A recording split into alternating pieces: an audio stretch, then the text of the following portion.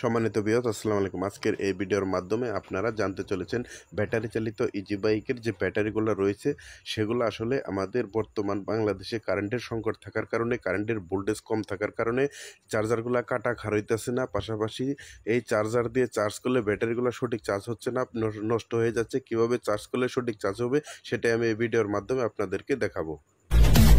Automatic TV. Subscribe now. ফিরে এসেছি আবার ইন্টুর পর। আসলে এ ধরনের চার্জারগুলো দিয়ে আমরা সঠিকভাবে, যদি আমাদের সঠিক ভোল্ট থাকে, কারেন্টের ভোল্ট যদি সঠিক থাকে, তাহলে কিন্তু খুব সুন্দরভাবে সঠিকভাবে ব্যাটারিগুলা চার্জ হয়। ব্যাটারিগুলা বসে না, সমস্যা হয় না। আগে ব্যাটারিগুলা এরকম হতো না। বর্তমানে ব্যাটারিগুলা একমাত্র বেশিরভাগ এ ধরনের চার্জার দিয়ে চার্জ করার ফলেই কিন্তু সমস্যাগুলা বেশি হচ্ছে। কারণ এ ধরনের চার্জারগুলা দিয়ে ভোল্ট কম বের হচ্ছে। আসলে কারেন্টের ভোল্ট কম থাকার কারণেই চার্জারগুলা আমাদের বিভিন্ন ধরনের সমস্যা হয়ে থাকে। সেই কথা বিবেচনা করে মাথায় রেখে আপনাদের জন্য আমাদের অটোমেটিক টিভির আজকের যে উপহারমূলক যে ভিডিওটি আপনাদেরকে দেখাতে চলেছি, সেটা হচ্ছে অল্প ভোল্টেজে, কম ভোল্টেজে, হতে পারে সেটা তুফান বা ঝড় হোক বা আপনাদের প্রচণ্ড গরমের ভিতরে অনেক সময় কারেন্ট আসলে কম ভোল্টেজ অবস্থান করে।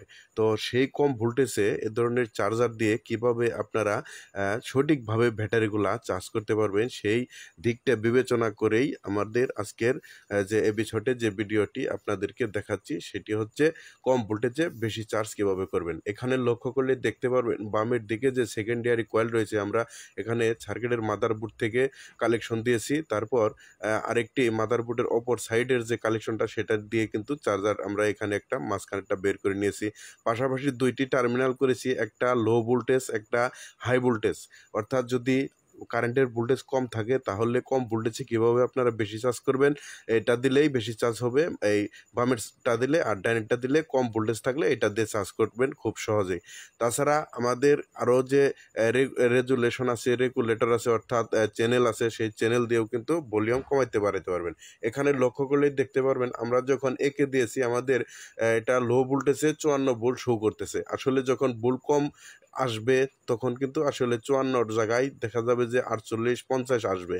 তো আসলে সেই ভোল্টেজটা ধরে রাখার জন্য, বাড়ানোর জন্য দেখতে পাচ্ছেন আমরা যখন চ্যানেলটা বাড়িয়ে দিয়েছি, অবশ্যই আমাদের ভোল্টেজটা বেড়ে গেছে। পাশাপাশি আমরা যদি এখানে টার্মিনালটা চেঞ্জ করে দেই, অর্থাৎ সেকেন্ডারি যে আমাদের কয়েলের যে মোটা তারটা আমরা বের করে নিয়ে এসেছি, একটা হচ্ছে লো আর একটা হচ্ছে হাই। তো আপনারা ইতিমধ্যে লো ভোল্টেজেরটা দেখেছেন, সেটা চ্যানেল বাড়াইলে কিন্তু মোটামুটি 68-তে রূপান্তরিত হচ্ছে ডিসি বোর্ড।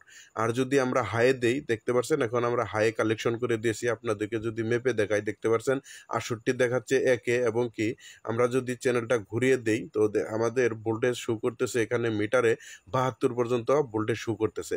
তাছাড়া এ ধরনের চার্জার দিয়ে যারা আসলে 6টি ব্যাটারি চার্জ করতে চাচ্ছেন, তারা অবশ্যই এই কয়েলটা পেছানোর আগে নিচের যে লোহার পাতিগুলা থাকে সেগুলো অবশ্যই একটু বাড়িয়ে নেবেন।